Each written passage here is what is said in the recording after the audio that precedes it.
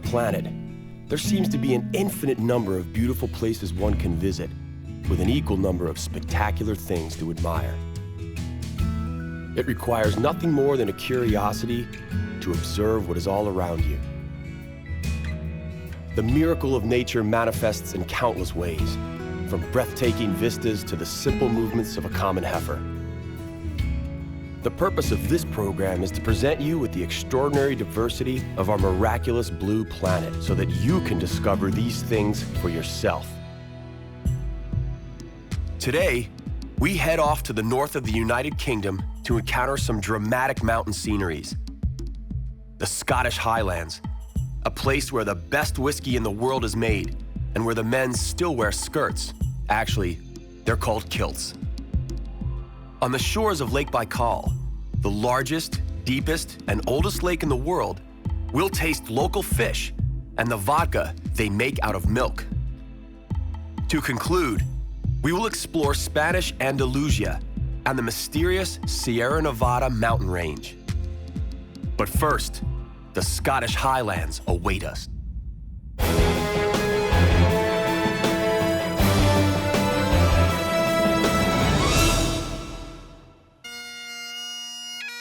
The landscape of the Scottish Highlands is ruggedly beautiful.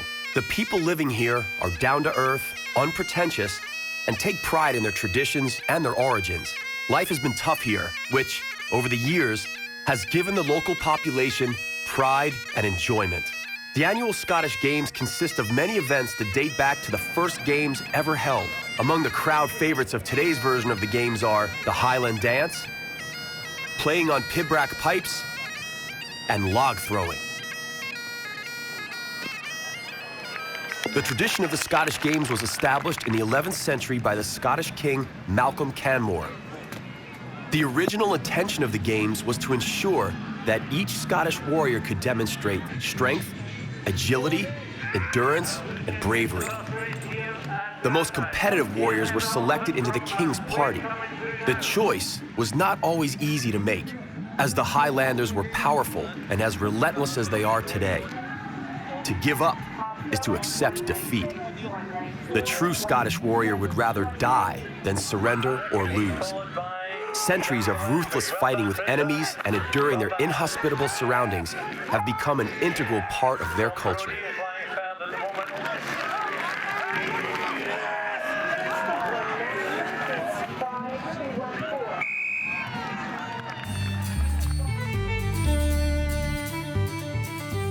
The Highlands are no place for the less than hardy.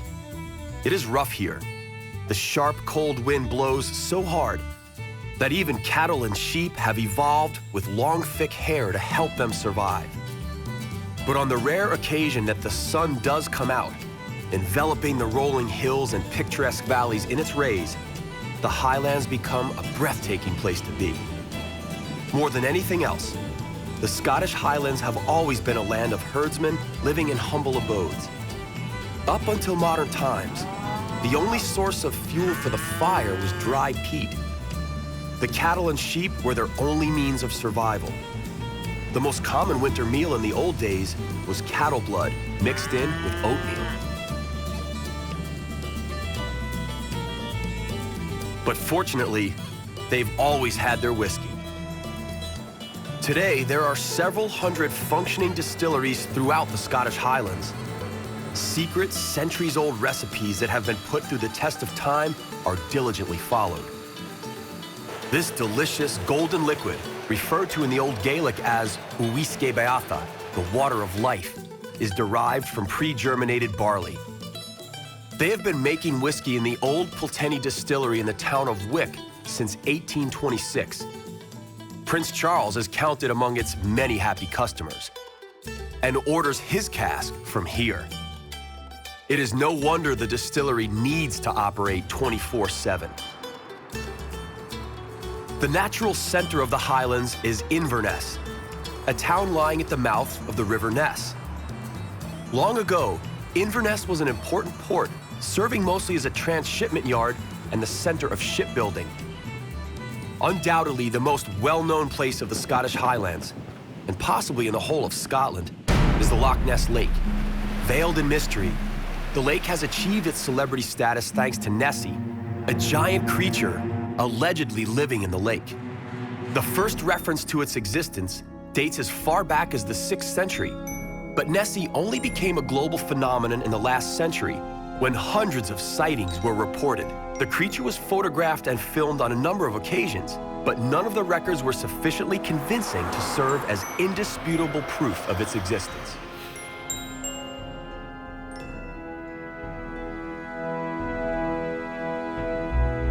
One of the many amateur scientists trying to prove that the Loch Ness creature truly exists is Steve Feltham. Steve came to the lake 17 years ago, having given up his fiancée as well as the family business in England. He sold his house and bought an old mobile library from which he set up his observatory. He makes his living selling Nessie souvenirs and hopes one day he will be able to prove Nessie's existence.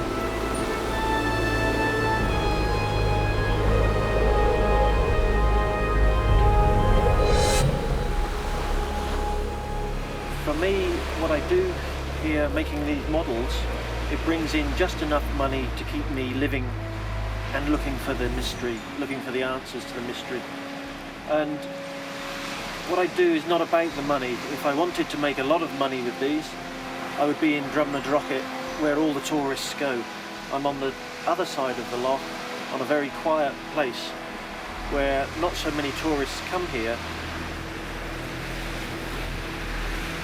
I've seen one thing that is too big to be the fish. Maybe 16 years ago, when the waves are all going across my vision, what with white crests on the top of those waves, and something like a torpedo went through against the waves. So it goes bang, bang, bang, bang, through very fast, very big. And I don't know what that was. My hope is that when we find the answers to what these animals are, I'll be involved in solving the mystery, and then I feel that gives me the credibility in what I do to go off around the world and look for some other lake monsters in other places and become an international monster hunter, which is a good job, I think. There is one other reason why the Loch Ness Lake is so interesting. The Caledonian Canal passes through the lake and connects the North Sea in the east with the Atlantic in the west. When examining the map of the Great Glen Valley, the solution was apparent. 3 Great Lakes and 2 fjords on either side made crossing possible. It wasn't all that simple, though. At the beginning of the 20th century, the British engineers William Jessup and Thomas Telford had to solve a major obstacle: a 20-meter height difference between Fort Williams and Inverness. They resolved the problem masterfully by devising an ingenious system of 29 floodgates over the 96 kilometers.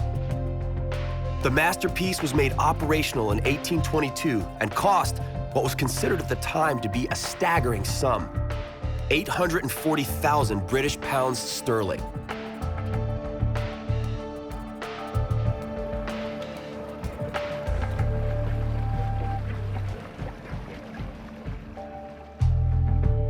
The Scottish Highlands are a magical place where time appears to have stopped. The people seem closer to nature here than elsewhere. Looking out over the stunning vistas, a man suddenly realizes just how petty and mundane his everyday worries are. The beauty spread out here is breathtaking and at the same time calming in its immenseness.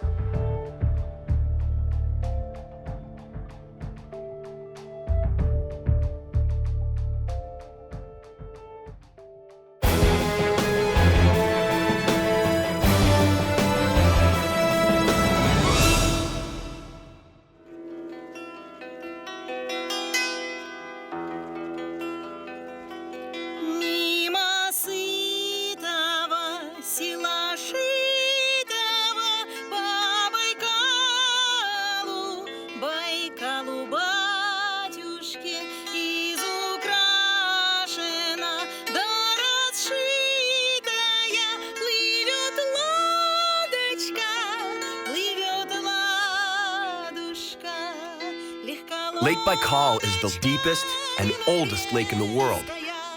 Its water is so clean that it could be tapped into bottles and sold straight from its shore. 336 rivers flow into the Lake Baikal, but only one flows out, the River Ankara. Lake Baikal contains roughly 20% of the world's surface freshwater and is located in the south of the Russian region of Siberia, between the Irkutsk Oblast to the northwest and the Buryat Republic to the southeast, near the city of Irkutsk. Its name is derived from the Turk word Baikal, meaning rich in fish, a fact confirmed by many local fishermen. The region is rather cold, with average annual temperature hovering around 0 degrees. Considering this is Siberia, the climatic conditions are pretty mild. Unexpected flora can be found here. The Peshenoi Bay, where the average annual temperature reaches 0.4 degrees, is the warmest place along the Baikal.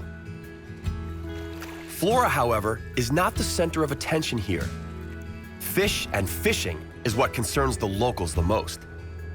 This is hardly surprising, considering that they have the planet's greatest source of freshwater fish at their feet. Grilled fish is the staple food and won't be scarce at any party or get-together. The local specialty is smoked omul, a fish found only in Lake Baikal. The omul is slated at first, then potted for 2 days, and finally it is smoked.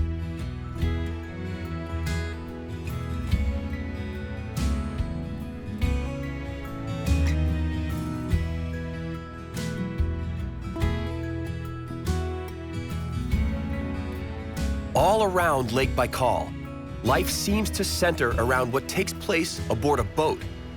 Well, at least that's what the fishermen claim. When the lovely scent of freshly prepared fish pours from the galley at sunset, it almost seems believable.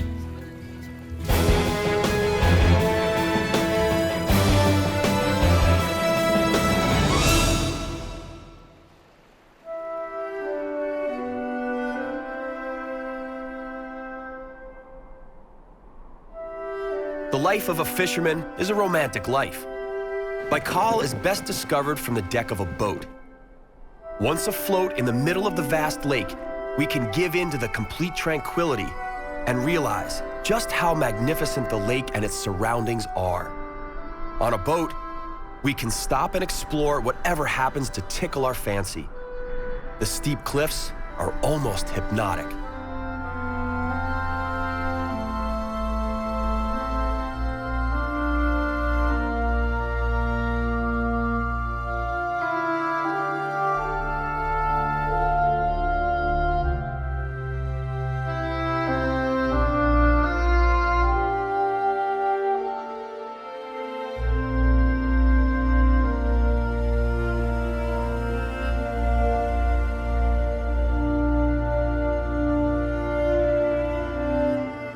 The deep, eerie woods are veiled in mist. The landscape surrounding the lake changes constantly and dramatically. Every few miles, the rocky cliffs give way to open plains. We can also appreciate the deserted grasslands, with a few horses grazing sporadically here and there. Such immense space may seem almost overwhelming for humans more accustomed to living in densely crowded conditions.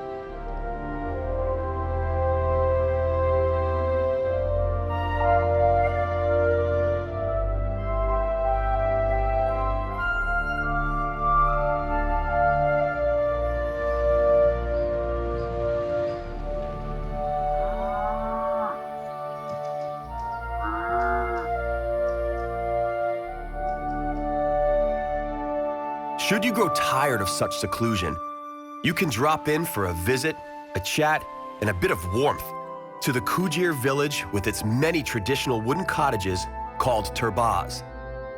The best way to warm up is with a shot of vodka, but not just any ordinary vodka. The locals distill their vodka from milk. Apart from the main ingredient, the distillation process is not very different from any other. Make the fire and keep adding wood beneath the cauldron until the sour heats up sufficiently and the distillation process begins. And rakushka, as the finished product is known, is ready. The locals aren't fussy, and so this bizarre concoction suffices. The boys are looking on in anticipation of its effect on their dad, but these people are hardy.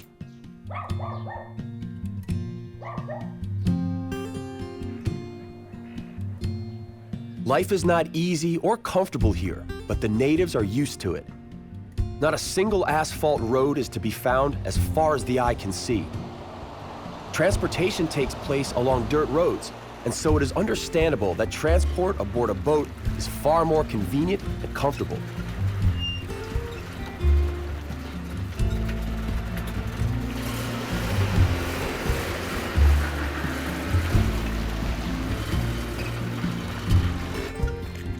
The people are close to the lake. They trust and understand its waters, and in return, the lake rewards them.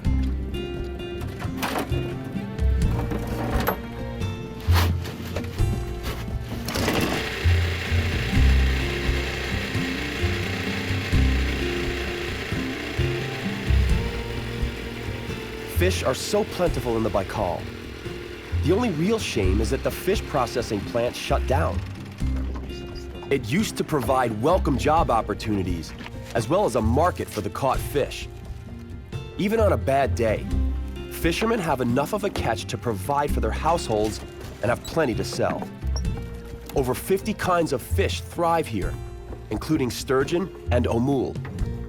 Along the Lake Baikal, fishing is something everyone practices from infancy.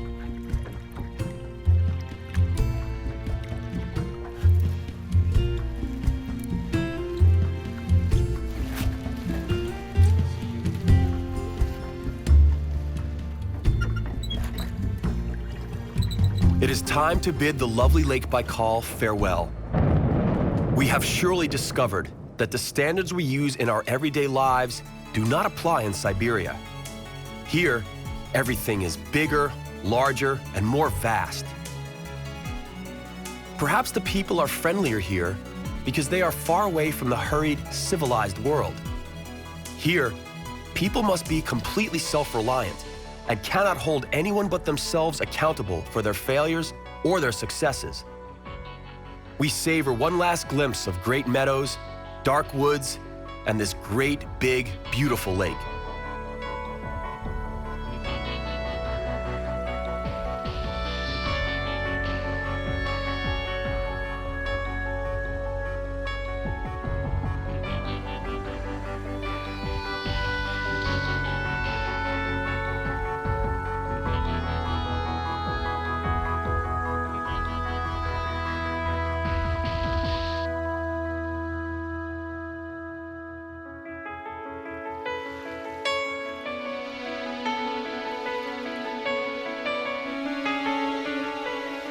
Let us take our final trip along the shores of the Great Baikal in the one-eyed, one-way railway known as Krugo-Baikalka.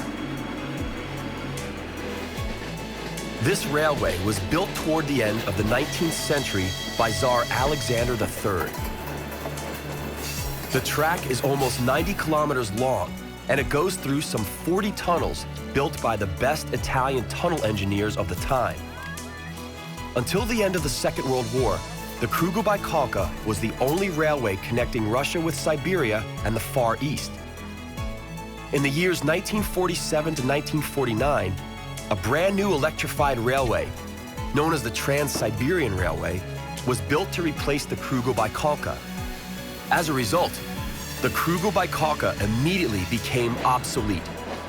Today, under the name of the Baikal Express, it only serves to provide sightseeing for tourists.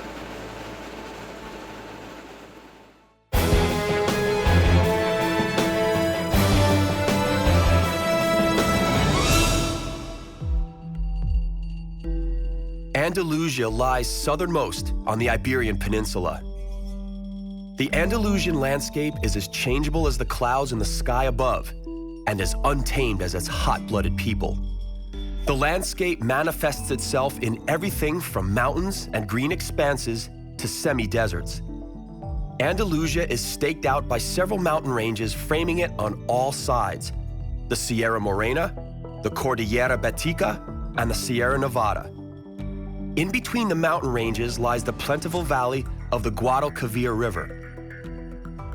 Andalusia is mainly influenced by two regions, the southwestern Sierra de Grazalema, the part of Spain with the most annual rainfall, and the eastern Almeria, which on the contrary is the driest region. Along with its amazingly diverse natural endowments, Andalusia also offers gems such as Sevilla, Granada, Malaga, Cordoba, and Cadiz. We inevitably must come to the conclusion that Andalusia truly is the pearl of southern Europe. Due to its location, Andalusia boasts a very colorful history.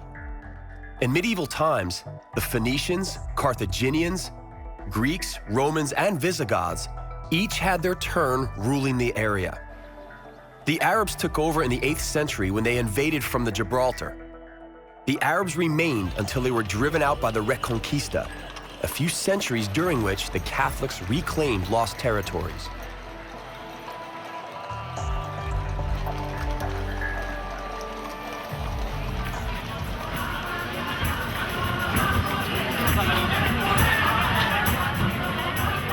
The clash of the Islamic and Catholic worlds left its mark on Andalusia. The two Andalusian towns where the Moorish influence were felt the most are Cordoba and Granada. Granada is the home of the world-famous Alhambra. The Alhambra is a UNESCO World Heritage Site and the inspiration for many songs and stories. Spanish olive oil is just as well known as the Alhambra. Along with Greek olive oil, it is considered the best in the world. Spain is the world's biggest olive oil producer and exporter. Andalusia is the region within Spain where most of the olives are grown.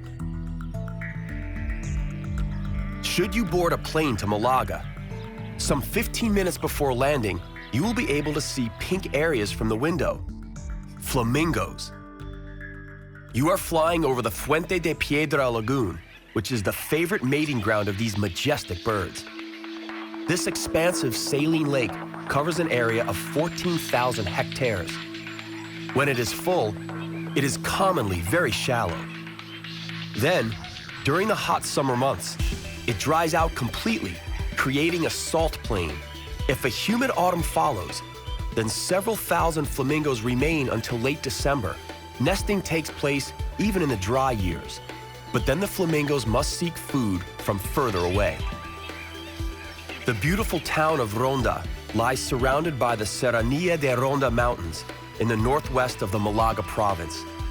It is surrounded by romantic landscapes, laced with steep rocky passes, beautiful chalk pools, and swimming holes with surprisingly blue water.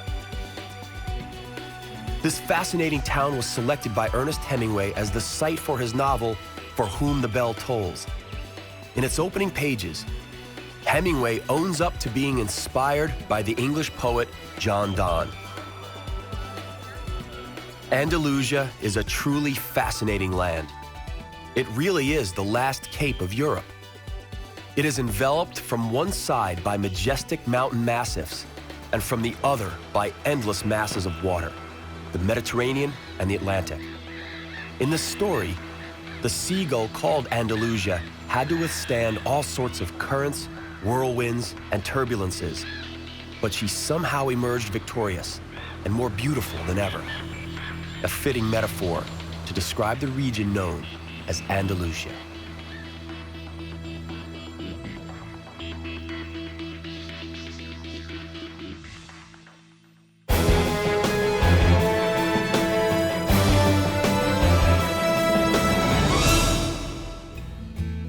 Our journey to the miraculous nooks of our planet comes to an end, for now. On the next exploration of our compelling and bountiful planet Earth, we will visit the Arabian Peninsula. We will begin in poverty-stricken Yemen, where the men carry their dull daggers tucked in their waistbands.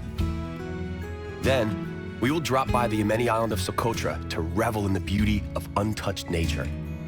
We will continue our wandering in style by going to opulent Oman.